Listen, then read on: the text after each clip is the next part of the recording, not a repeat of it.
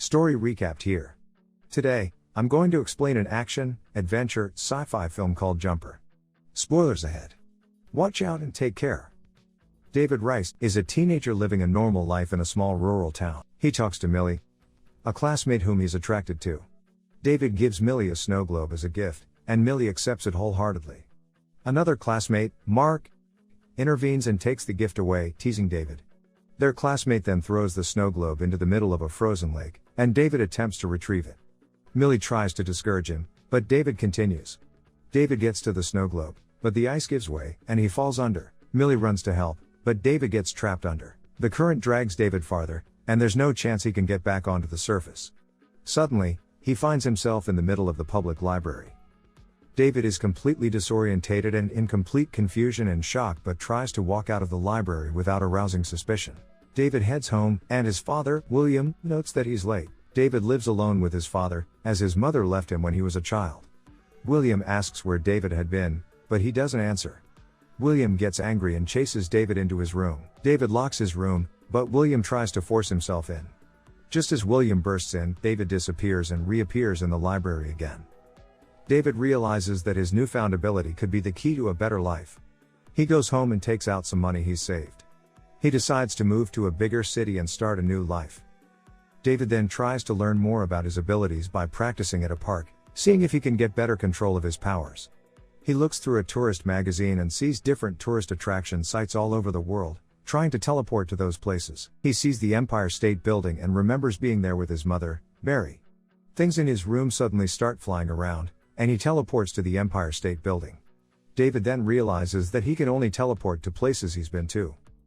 With no money, David decides to use his powers to steal from a bank. He goes to a bank and asks to use the bathroom, and as he makes his way, he gets a glimpse of the interior of the bank's vault. That evening, David teleports into the vault and takes as much money as he can. He makes several trips, filling up his bag with each return.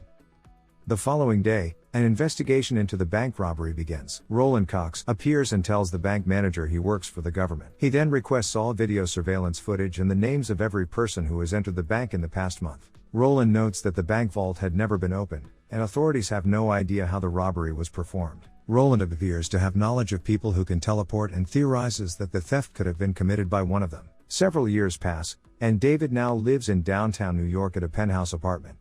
David lives in excess, having everything he needs and doing whatever he wants. His apartment is filled with pictures of different locations around the world, and he even has a secret room where he keeps currencies from different countries. David then teleports to a bar in London, spotting a beautiful woman. He teleports to her without caution, and another person, Griffin, sees him teleporting. He spends a night with the girl, and the following day, he heads out to Fiji to surf massive waves. He then heads to Egypt, having lunch on top of the Sphinx. In a tropical jungle, a man teleports, trying to escape. He teleports through the wilderness, but a cable is attached to him, rendering him unable to leave. Roland appears and walks up to him.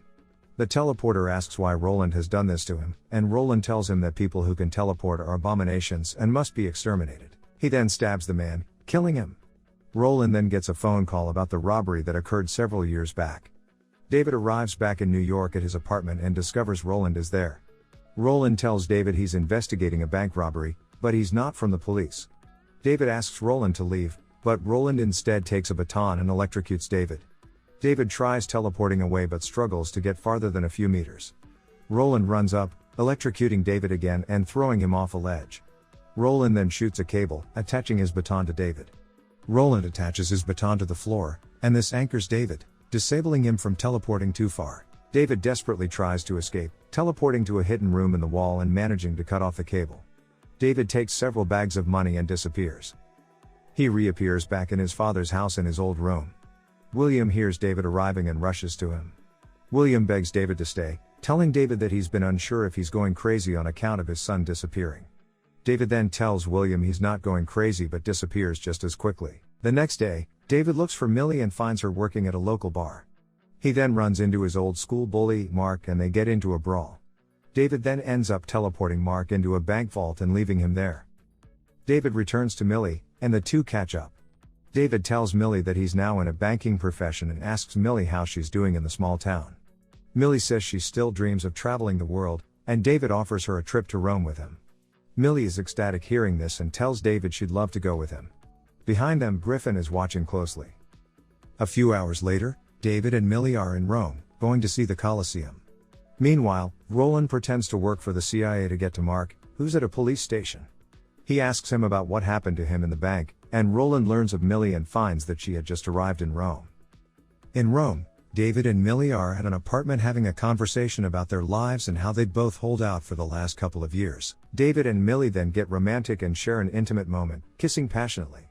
Later that day, David sneaks Millie into the Colosseum, and they explore around, avoiding guards.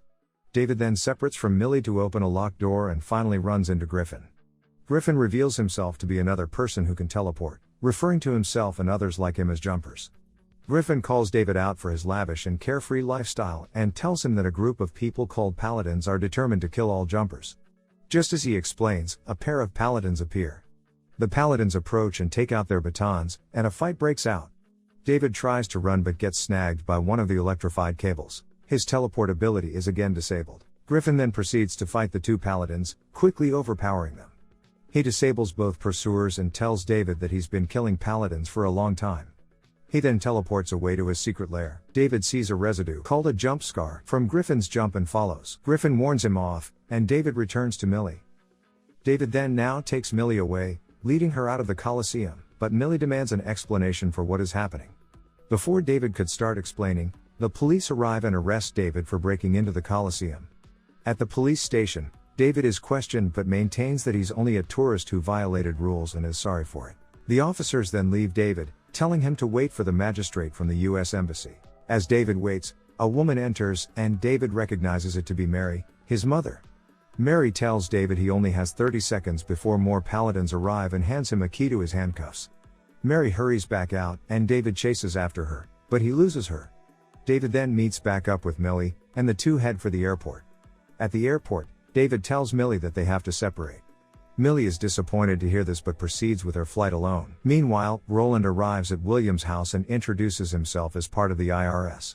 Roland asks about David, but William is unwelcoming and uncooperative. William tells Roland that he hasn't seen David for 8 years. He also mentions how Mary left him and David when David turned 5. William asks Roland to leave, but Roland refuses. David arrives at Griffin's hideout and sees Griffin's walls full of pictures and information about paladins around the world. David asks Griffin for an explanation as to why paladins are killing jumpers, and Griffin explains that the war has been going on since the Dark Ages. According to Griffin, the paladins are religious fanatics who believe that the power to teleport should only lie with God.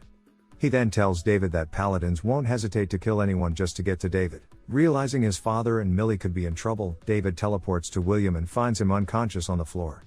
He teleports them to a hospital, and medical personnel rush to help William. David returns to Griffin's hideout wanting to get more information on Roland as he intends to kill him. Griffin says it's useless as he's been tracking Roland for more than 10 years, and with each encounter, Griffin only comes out with more scars. David offers to help catch Roland, but Griffin turns him down.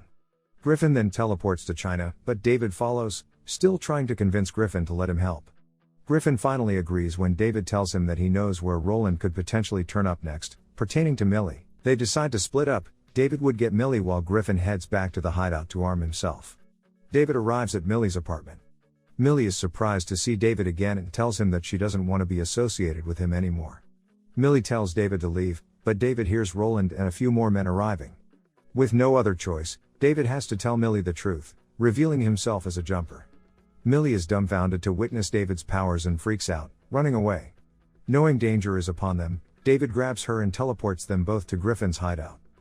Roland and the other paladins enter Millie's apartment and see it empty, but Roland finds a jump scar.